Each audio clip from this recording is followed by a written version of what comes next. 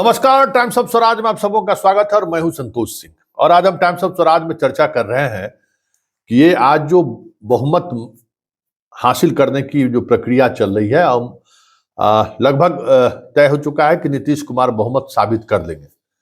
लेकिन इस बहुमत साबित करने की प्रक्रिया में जो चीजें चली है, उसका असर इस राज्य में जो शिक्षकों का आंदोलन चल रहा है उस पर कितना पड़ेगा, ये समझने की जरूरत है। तमाम हम शिक्षक प्रेमी, शिक्षा प्रेमी, शिक्षकगण की नजर आज के इस विधानसभा विश्वास मत पर तो है ही, मेरी भी नजर है, लेकिन इसका इम्पैक्ट क्या पड़ेगा कल के आंदोलन पर, जरा वो समझ लीजिए। देखिए, इसमें कोई दो मत नहीं कि नीतीश कुमार बहुमत साबित भी कर लेते हैं, साबित भी कर दिए मान लीजिए, लेकिन अब वो नीतीश कुमार नहीं रहे। अब न नीतीश कुमार में वो ताकत रही।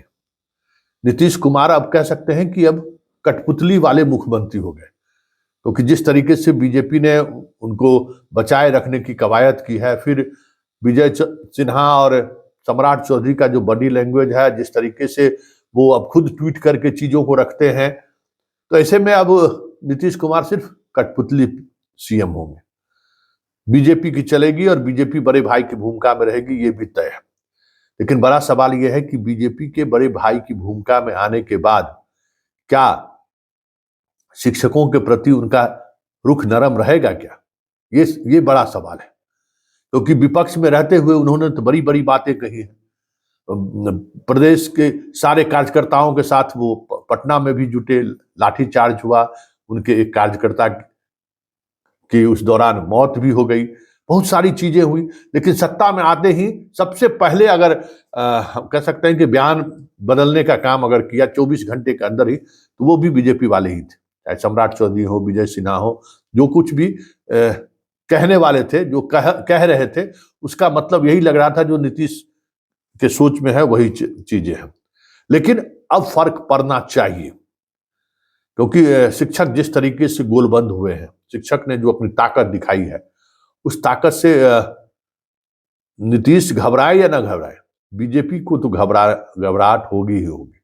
क्योंकि आने वाले समय में अब आरजेडी और बीजेपी आमने सामने होंगे। नीतीश लगभग समाप्ति की तरफ बढ़ रहे हैं। ऐसे में इतने बड़े आबादी को, मतलब इतने बड़े कर्मचारियों को नाराज करना, हमें लगता है कि बीजेपी के लिए फिलहाल संभव होता दिख नहीं रहा है। लेकिन बीजेपी की जो अर्थनीति रही है, या बीजेपी की जो सरकारी नौकरी को लेकर जो चीजें सामने आती रही है, अब देख लीजिए कि जब से 2014 से बीजेपी की सरकार केंद्र में बनी है, जितनी भी वैकेंसियां थी वो आधी से भी आधी हो चुकी है।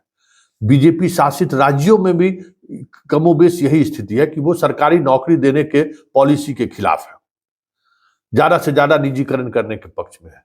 इसलिए बिहार में कुछ अलग तरीके की चीजें होंगी बीजेपी के द्वारा, ये कहना मुश्किल है। लेकिन हमारी भी नजर है, आप सबों की भी नजर है, और उस नजर को बनाए रखें। वैसे कल जो आंदोलन है, उस आंदोलन को लेकर जिस तरीके की शिक्षकों की तैयारी चल रही है, और जितनी कमजोर सरकार सामने में है, ये भी बात है, सरकार बहुत अब कमजोर सामने में है। बड़ी मुस्तैदी के साथ, बड़ी दिमागी तौर पर अगर सियासत को साधने की कोशिश अगर शिक्षक नेता करते हैं, शिक्षक कर्मी करते हैं, तो हमें लगता है कि जिस मांग को लेकर शिक्षक सड़क पर पिछले कई दिनों से हैं, हमें लगता है कि उस पर कुछ सकारात्मक चीजें सामने जरूर आ सकती हैं। चलिए, हम भी उम्मीद करते हैं। एक लंबी लड़ाई है, इस लड़ाई में हम सब लोग साथ हैं, उसी सूझ को लेकर कि बिहार के शिक्षा व्यवस्था में सुधार हो, बिहार का शिक्षा व्यवस्था जो बेपटरी हुआ है वो फिर से पटरी पर वापस लौटे।